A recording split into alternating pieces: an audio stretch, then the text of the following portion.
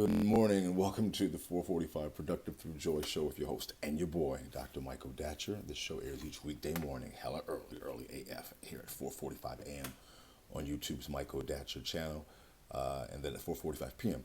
on Facebook Live. Today we're talking about leadership, super important topic, leadership and productivity. What is the connection between leadership and productivity? This show is going to be powerful because this is one of the keys to having a hyper level of abundance and productivity. So if you're new to the show, you can go to productivethroughjoy.com, see about us. We speak to groups, schools, and organizations. We also offer coaching for entrepreneurs primarily and all those who would like to live in abundance like a boss.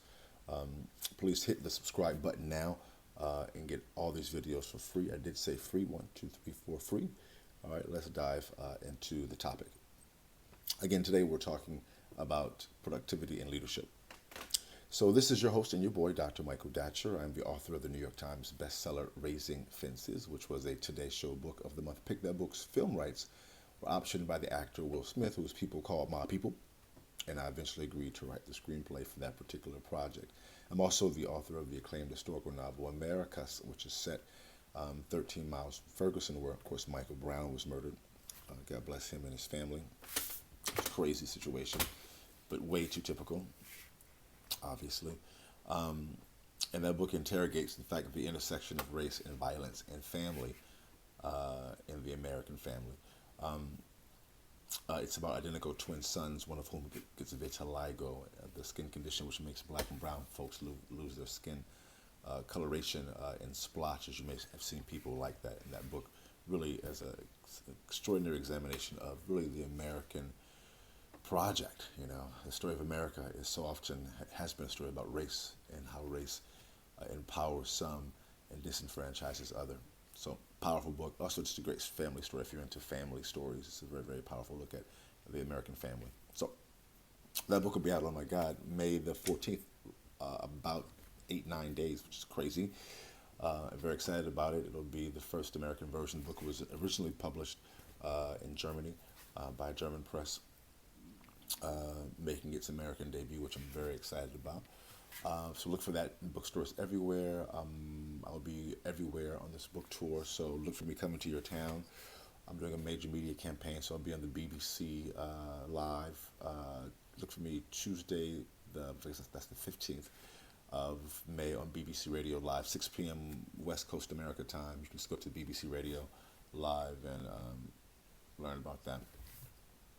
So, and also if you're in LA, I'll be at the William Grant Steele Art Center on Thursday, May 17th, to start the California version of the tour. So, look for that all over the media marketplace. All right, let's dive into the topic today. Oh, I should also say that my educational background is UC Berkeley as an undergraduate, my master's from UCLA, and my PhD in English literature from the University of California at Riverside. I'm currently a professor of English Lit at LMU here in Los Angeles. I'm an expert at being productive. Again, I don't say that to brag or boast, but people are oftentimes surprised at my level of productivity, given how crazy my own personal narrative is.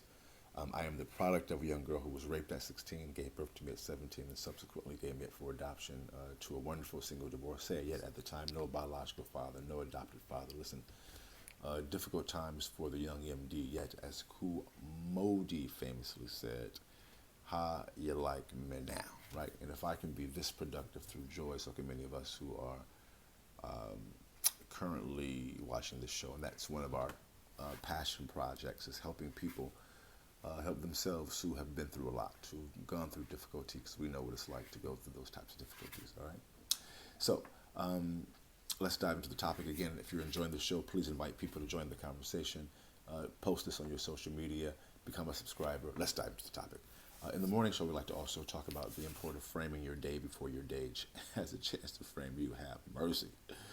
At times, we'll wake up with trouble on our mind. Have mercy. It'll follow us throughout our day, giving us stress. And stress, as we know, because of modern science, it takes years off your life. And we know that when you're an entrepreneur or someone who's living a life that is non-traditional, your stress level enhances greatly.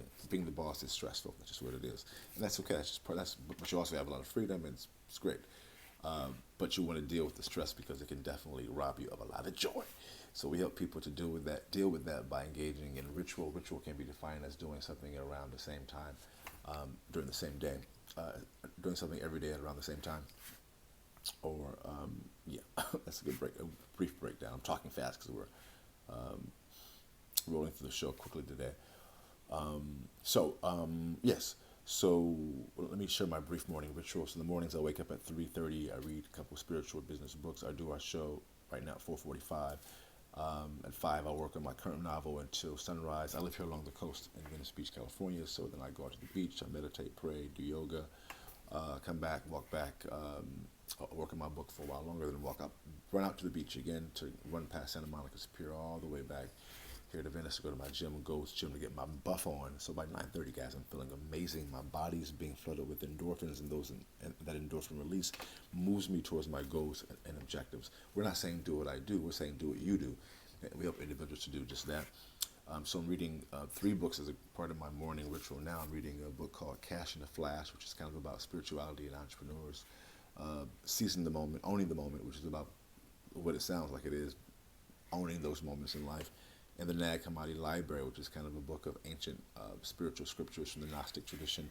From those books, I extract some wisdom, which I apply to my life and think about and also create the morning show from. So today's morning chant is, as a meditating natural mystic, I lead by example because I am led by the Spirit. And so I think about that, I place it on my phone, I contemplate it, and also create the morning show. So we're talking about an afternoon show about leadership. So again, if you're enjoying the show, become a subscriber, invite people to join the conversation by sharing this on social media, inviting the family to come together. Let's dive in. So point 1 is that you want to prepare yourself for leadership, right? You want to do your due diligence, but also place yourself in situations where you are forced to grow and learn. That's point 1. And point 2 is, as you place yourself in these situations, you want to do so with a spirit of confidence and can-do, having a can-do attitude. And you do that, which kind of leans back into point 1, by doing your due diligence. So we help people, for example, deal with meditation, yoga, various types of spiritual modalities to undergird the self, which goes right into the idea of being able to, once you get into those moments where you can own the moment, you want to be able to be prepared to do just that, which goes into point 3, which is, as you begin to prepare for the moment, begin to own the moment as a leader, you begin to inspire those around you. I see it all the time. When you inspire people around you, they can then inspire people around them, and then you find yourself living in a